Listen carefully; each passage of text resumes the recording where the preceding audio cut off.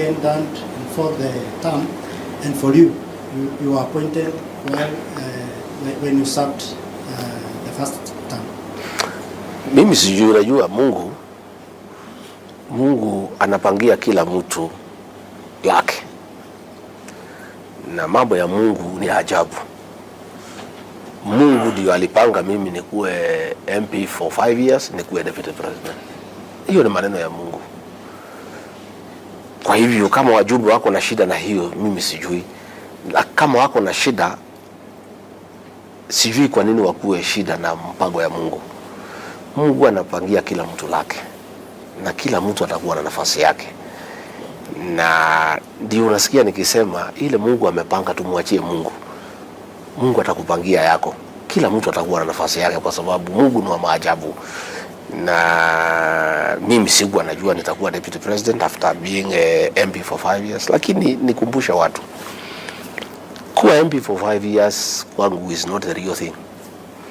Experience yangu kwa serikali ndio inanisaidia kwa hii kazi. Mimi nilifanya kazi kwa public sector miaka 15 katika office of the president, nikiwa district officer 1, alafu nikakuja pale katika Harambee House nikakuwa personal assistant to the head of public service and secretary of the cabinet Professor Philip Mbithi. Nikaketi naye hapo karibu mwaka 5, the nerve center of government. Mimi naelewa serikali sana kwa sababu nilikaa katika uongozi, governance for 15 years. Ina shida hii ya ubunge mara 10. Baadaye nikakuwa katika private sector another 15 years kama mfanyabiashara. Sasa ukiunganisha ile miaka 15 katika public sector, miaka 15 katika private sector, miaka 5 ya ujumbe, that is 35 years experience. Mimi niko na experience ya kutosha ya kufanya hii kazi. Na ndio nilipoingia nilianzana naye mara moja because mimi naielewa. Rais aliponiambia panga mambo ya emergency, I know the government like the back of my hand because mimi nilikuwa kwa serikali. Hii mambo ya security, I understand it because I served in the security center. Mimi ni mtu ambaye nimefanya very intensive paramilitary training. Mimi kukitokea vita saa hii ni kuchukua bunduki na kwenda kazi. Na utatupigana hapa utaona vile mimi nitafika watu. Mimi niko experienced. Yeah, I have been in the government for those years. So wale wanafikiria labda ile experience ya ujumbe ya miaka 5. Hii kazi ya deputy president is not legislation. It is governance. Na mimi niko na experience ya governance in the public sector for 15 years and private sector 15 years, that is 30. And that is why unaona mimi naweza kuunganisha the public sector and the private sector vizuri because I understand both worlds. Then when you add the 5 years ya legislation, the picture is complete. You've got a good deputy president who knows what he is doing. And I know my work. Mimi naelewa kazi yangu vizuri sana. Na ninaiendesha vile natakikana. Tulipewa ya mwaka 2 na wananchi. Hiyo lazima iheshimike. Kwa sababu wananchi saa ile waliweka kidole. Najua rais alinominate mimi. Akapendekeza mimi kwa watu ya Kenya. Watu ya Kenya wakaamua. Ndio wenye kuamua, ya rais ilikuwa pendekezo. Lakini muhimu ni uamuzi, sio pendekezo. Yeye alipendekeza. Wananchi wakaamua. Akasema huyu Rigathi Gachagua tumeona anatosha mboga, anaweza saidia wewe kama deputy president kwa miaka ngapi? 5. Tunauliza tu hiyo miaka 5 tulipewa na wananchi hawa kawaida. Tupewe nafasi tufanye. Ikifika hiyo wakati, rais atakuwa na nafasi mwafaka ya kupima na kuangalia. Kwa sababu uamuzi ni wake. Aseme okay, mimi nimeona huyu Rigiji tumeenda mzuri, wacha turudi naye kwa wananchi tuombe miaka ingine 5. Ama aone sana huyu Rigiji, naona bila yeye nikitafuta mwingine labda ndio nitakuwa na umaarufu zaidi ama ndio ataweza kunisaidia zaidi. Huu uamuzi utakuwa wake. Sasa mimi sielewi hii kelele yote ni ya nini tukiwa katikati ya barabara. Tukipewa nafasi tusonge pole pole, tumalize, tuendelee miaka ingine 2. Ile mwaka ya mwisho ndio hiyo maamuzi. Kila mtu apange siasa yake, mwingine apange siasa yake, mwingine apange siasa yake. Hata nimeona mwingine alikuwa analikemea sijui kama wewe unataka kusimama 2027 useme. Sasa mimi sijasema nataka kusimama rais. Mimi sijawahi sema mimi nataka kusimama urais. Mimi ni naibu wa rais, nimetosheka na ile kiti nimepewa. rais tuliongea na yeye kitambo zamani, tukakubaliana vile tutaendeshana. Hakuna pahali bibi nimeshasema hata siku moja ati nitakuja kusimama 2027. Sijasema, sijafanya chochote ya kusema hivyo. So bibi, na ngeomba tu viongozi wakubali tufanyie Wakenya kazi.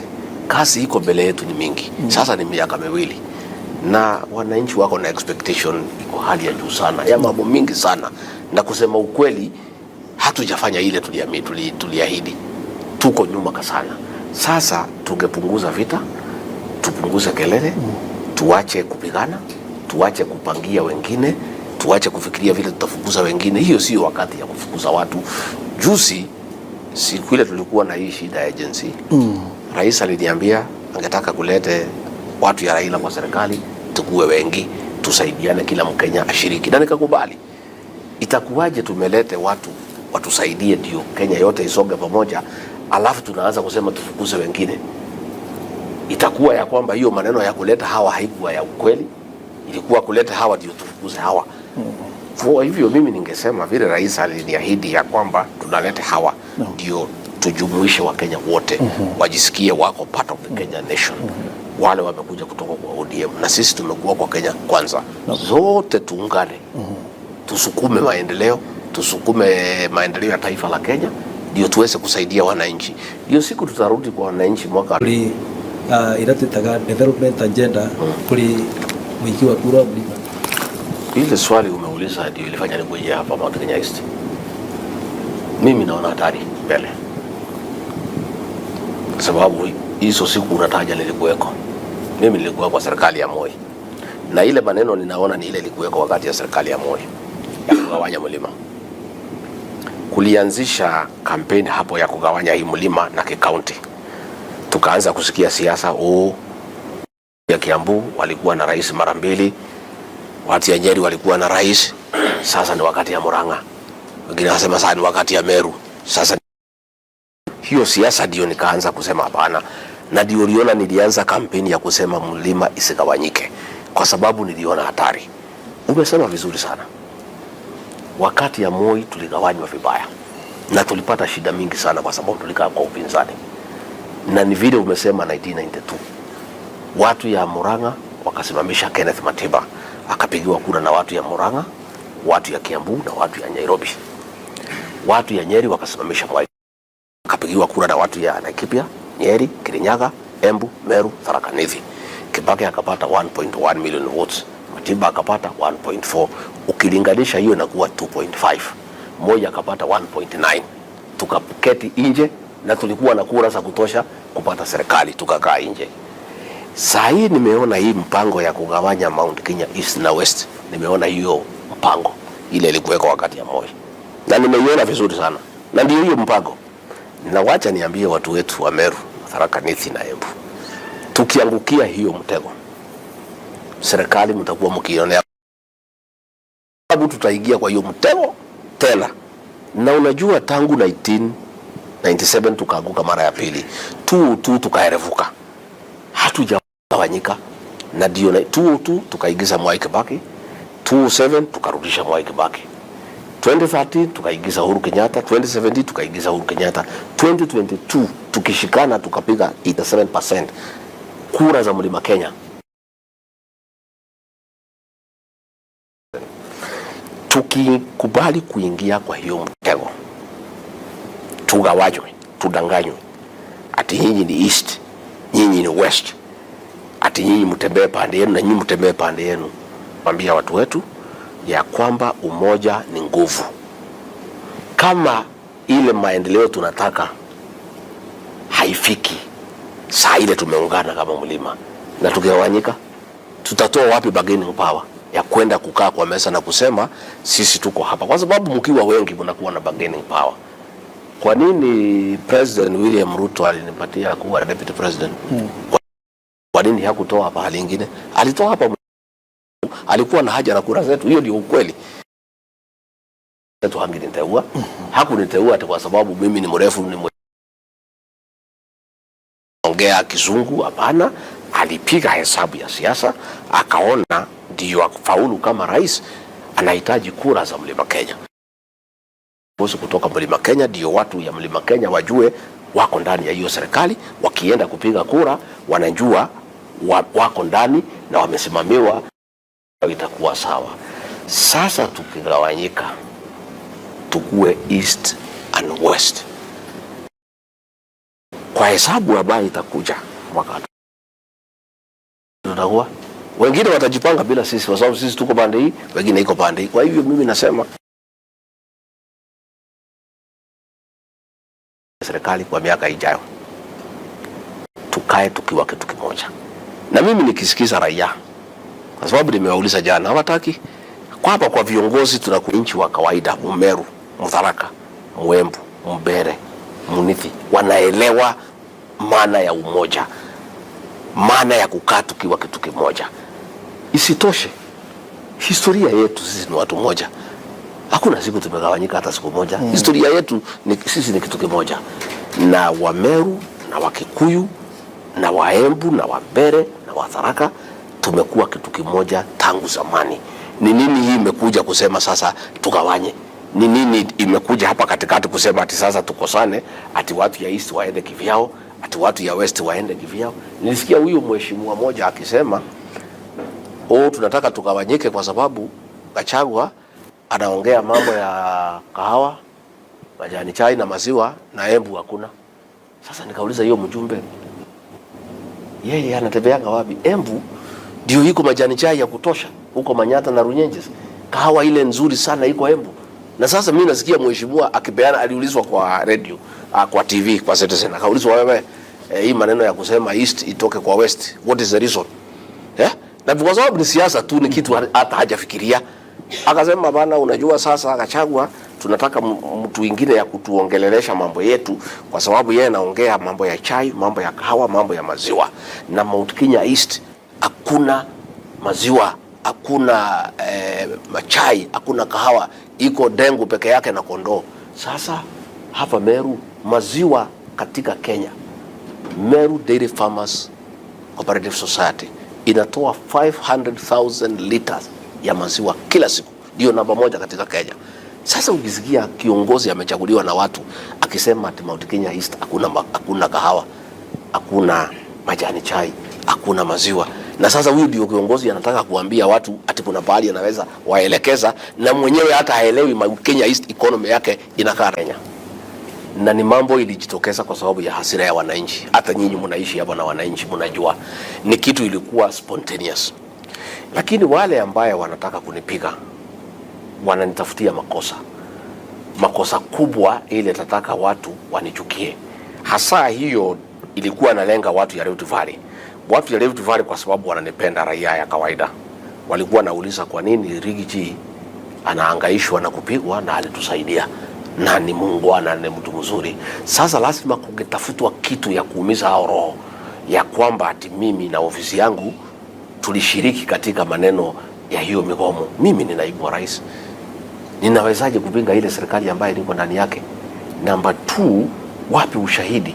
Sasa tulikuwa kabla hatujachaguliwa tulikuwa na hiyo tabia, na hiyo ndio shida ilikuwa na akina Bwana Kinoti, mambo ya kuwekelea watu makesi ya uongo kwa sababu ya siasa. Mimi na rais tukaahidi wa Kenya ya kwamba tukichaguliwa hatutarudia tena kutumia vitengo vya upelelezi kueneza siasa. Mimi mwenyewe nilifunguliwa mashtaka ya uongo nikiwa mbunge wa Madera, na ilikuja kuondolewa saa ile tumeingia, wakaenda kotini wenyewe wakaswea affidavit kusema hakukuwa na ushahidi, ilikuwa ni mambo ya kusindikishwa, wanifungulia mashtaka ya uongo. Kuna watu wamekuwa wakijaribu kuhujumu maofisa karibu na mimi ndio wanipake mimi matope. Kama watu ya Gen Z ni Rigathi Gachagua, mimi ni mwanasiasa ako na umaarufu sana. Hakuna mwanasiasa yeyote Kenya angetaka Gen Z kuwe nyuma yake. Kama wanataka kunipea Gen Z kuwe ni yangu, nimekubali. Gen Z is a big force. Ukiwa na Gen Z utakuwa rais wa Jamhuri ya Kenya asubuhi. Lakini ukweli ni kwamba na kila mtu anajua, hata ukiuliza wananchi, ile hasira ilikuwa na Wakenya ya finance bill. Nilisema nikiwa Mombasa, nilitoa taarifa nikasema, mbona hatukusikiza Wakenya vile wanasema? Lakini mimi nimefurahi sana kwa sababu mahakama yetu ya Kenya ni huru. Hao watu yangu walikuwa wanataka kushikwa Friday, waangaishwe, wateswe bila makosa yoyote ndio wapake mimi matope. Mahakama kuu ilisema hapana. Leteni kwanza hapa ushahidi kabla hamjashika hii watu, kabla hamjashitaki hawa. Kwa sababu rais wa Kenya alisema wenye kupanga hii maneno ni watu ya Ford Foundation. Ford Foundation inakuwaga Amerika. Ofisi ya Rigathi Gachagua iko pale Karen. Sasa mimi nauliza watu yangu wanafanya kwa Ford Foundation. Rais ndio mwenye kusema, ndio wako na ushawishi mkubwa katika Jamhuri ya Kenya, na kile ametamka kila mtu anaamini iko namna hiyo. Rais mwenyewe alisema, si mko na hiyo habari ya kwamba wenye kupanga hii maneno ni watu ya Ford Foundation. Sasa wafanyikazi wa ofisi yangu wanafanya Ford Foundation, na ndio mahakama kuu ikasema hapana, hapa iko dosari. Kabla hujashitaki kabla hujashika hii watu usiwashitaki, leta ushahidi hapa, mahakama kuu iangalie kama iko ushahidi ya kutosha, wapelekwe kotini. Na mimi nakwambia hakuna ushahidi iko, hao ni watu ya ofisi yangu wananisaidia. Watahusikaje kwa mambo ya maandamano? Tena maandamano katika county 35 itapangwa na watu 35 counties katika Jamhuri ya Kenya. Na niulize maidara ya upelelezi, hii maneno yote ikipangwa katika 35 counties walikuwa wapi? Nafikiri ni mzuri tuheshimu wa Kenya. Wa Kenya ni watu werevu, na tukifanya vitu zingine tuheshimu wa Kenya. Tusionyeshe wa Kenya madharau. Wa Kenya ni watu werevu, hakuna kitu hawajui. Uliza hao majenzi, uliza wazazi wao. Walikuwa kila mtu natoka nyumbani anapewa maji, anapewa fare. Hii ni kitu ilikuwa spontaneous ya kila mtu, na ndio rais alisema okay,